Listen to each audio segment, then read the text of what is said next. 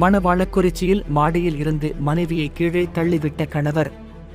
கன்னியாகுமரி மாவட்டம் மணவாளக்குறிச்சி பகுதியைச் சேர்ந்தவர் சார்ஜென்ட் ஜான், வயது 31.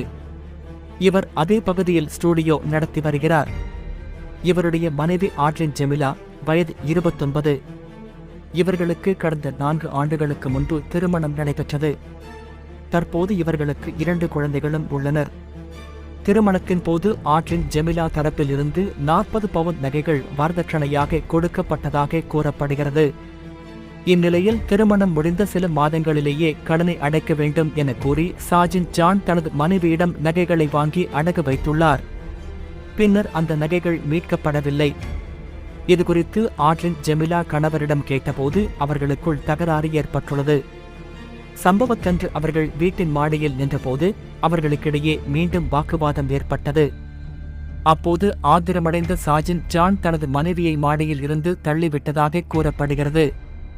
இதில் கீழே விழுந்த ஆட்லின் ஜெமிலா பலத்த காயமடைந்தார். உடனே அவரை மீட்டு அருகில் உள்ள தனியார் மருத்துவமனைக்கு கொண்டு சென்றனர். அங்கு அவருக்கு தீவிர சிகிச்சை அளிக்கப்பட்டு வருகிறது. மேலும் இதுகுறித்த புகாரின் பேரில் மணவாளக்குறிச்சி போலீசார் வழக்கு பதிவு செய்து விசாரணை நடத்தி வருகின்றனர்.